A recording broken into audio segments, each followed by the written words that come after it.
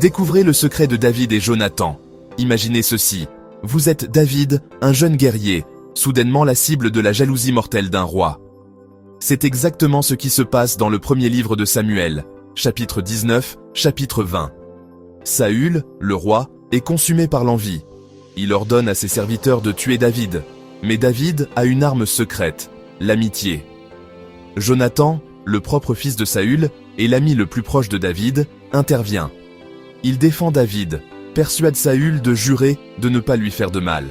Pendant un instant, il semble que la paix soit revenue. Mais la colère de Saül revient, plus sombre que jamais. Il lance une lance sur David, envoie des hommes pour le capturer. David s'échappe grâce à sa femme Michal et à la loyauté de Jonathan. Maintenant, voici le moment où ça devient fou. David s'enfuit chez le prophète Samuel. Saül envoie ses hommes, mais l'Esprit de Dieu vient sur eux. Et au lieu d'attaquer, ils commencent à prophétiser. Cela se produit non pas une, mais 3 fois. Fois 1 fois 2 fois 3.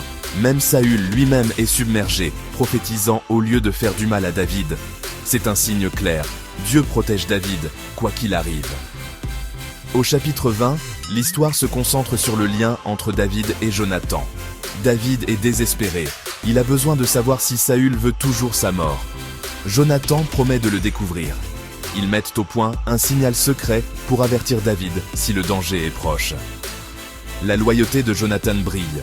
Il risque tout pour sauver son ami, prouvant qu'une véritable amitié reste forte, même lorsque la famille et la politique deviennent compliquées.